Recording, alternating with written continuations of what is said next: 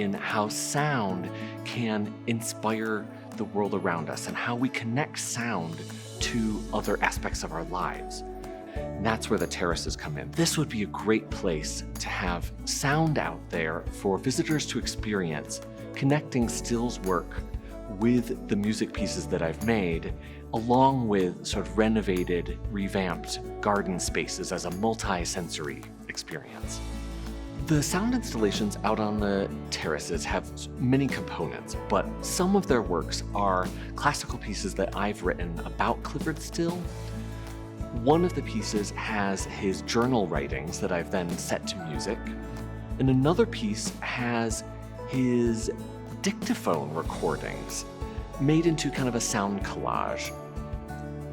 Recognizing that Still grew up and was influenced by the prairies and by what we call the steppes, I knew that there was some way to connect the places that he lived and grew and studied with Denver. And so I really wanted to use that bioregionalism as a concept to anchor the museum in Denver and anchor Still's life here in some way.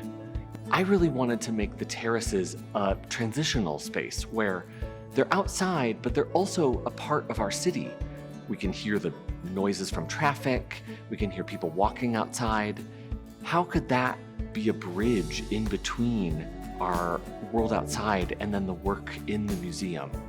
I really want people to feel surprised when they find these spaces. I want them to be surprised not only that these gardens are here, but surprised by the style of the garden, and if they're repeat visitors, really be surprised by how they change.